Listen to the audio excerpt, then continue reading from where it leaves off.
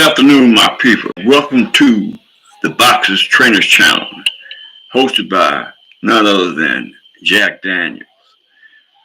Today, I'm going to do my best to put together enough dialogue for the viewers to go over to substantiate whether we need or want to see the biggest fight at the super middleweight division. And I'm going to give you some variables and let you make the decision. And we're going to ask for some comments in regards to the viewers' feelings in this fight. And if the viewers choose to be pro for the fight, I'm going to do everything in my power to push that fight, because that's a fight I think we should want to see. Okay, the fighters in question are Saul Canelo Alvarez. Saul Canelo Alvarez is definitely a superstar, and actually, in my opinion, the real face of boxing. He has titles in 4 different weight divisions, including super middleweight. In that weight division alone, he has captured the undisputed super middleweight title as undefeated. He's also junior middleweight, and he's captured the lightweight heavyweight division. I believe that's in the WBC category. So he has noteworthy victories against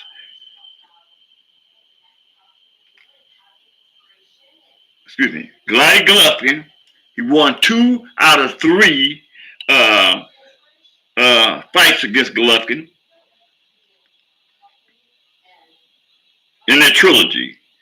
He fought Manuel Cotto, Amar Khan, Sergey Golovkin, Billy Joe Sanders, and the list goes on. The one that really captured the imagination, as far as I'm concerned, was his defeat over Caleb Plant. Right? I mean, there was questions as to whether he could pull that off, and he did in a classy fashion, as I might add. And the list goes on in reference to his defeats. Right? Saul Canelo Alvarez is definitely one of the greatest fighters, in my opinion, of all times, right? And although he's getting a little older, right, he still maintains the right to be considered as one of the best pound-for-pound boxers of today. That's in my opinion. Now, there's controversy in that regard, because there's also a question mark in regards to the Mexican monster, right? David Benavidez. David Benavidez is a force to be reckoned with, and I think that we took notice of that in the last fight that he had with Demetrius Boo Andres, which in fact he dominates that fight to such a degree whereas a rematch would be really unnecessary, because in my opinion, David Benavidez is on a course to greatness also. His work ethics are one that stands to be questioned. His ethics in regards to the potential face of boxing shouldn't be questioned also. See, in my opinion, I think we looking in the wrong direction at the different type of caliber of person for the face of boxing, right?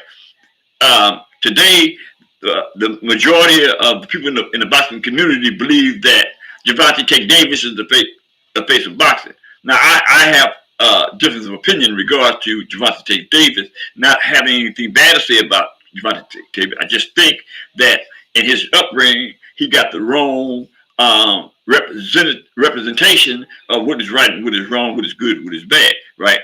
We don't need our kids growing up thinking that a person that represents the thug mentality should be considered as someone that our children would want to follow, right?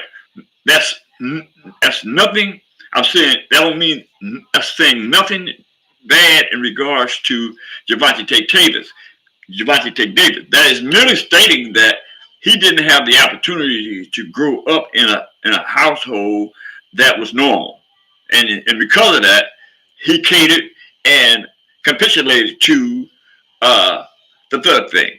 So I think that in looking for the face of boxing, we ought to consider somebody who represents a mentality that is in pursuit of the good things offered through our system, education, work accountability, things of that sort.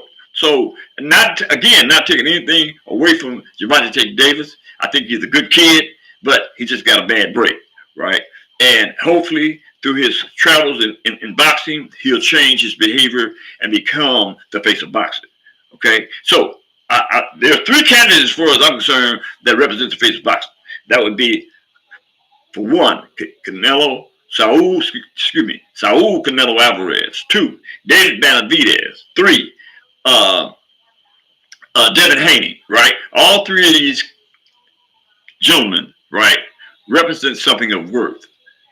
They made themselves available to the public in the sense that we can take some from the way they represent themselves as men in the community. And that's what we're really looking for.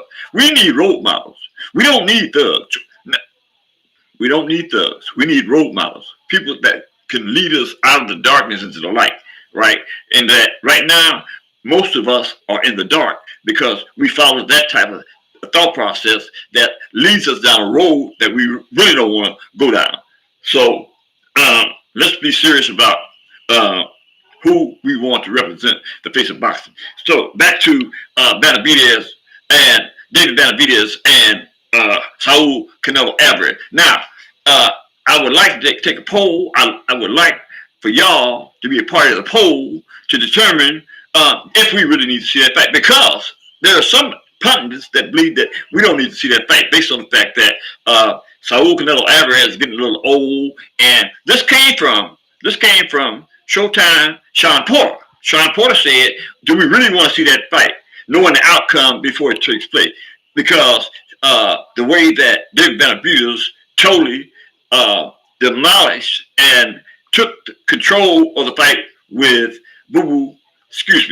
with Demetrius Andre Demetrius Boo Andre, right? Do we really want to see that fight? Now that's Sean Porter's favorites. Now, I've already suggested that I think that a poll would be in order to see whether the fan base is up for that fight.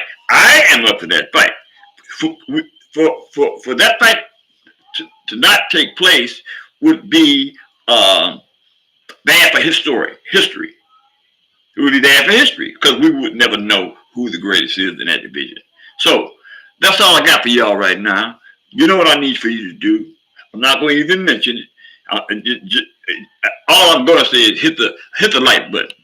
Drop some comments in the comment section, and I'll see you on the next one. Peace out. Shit.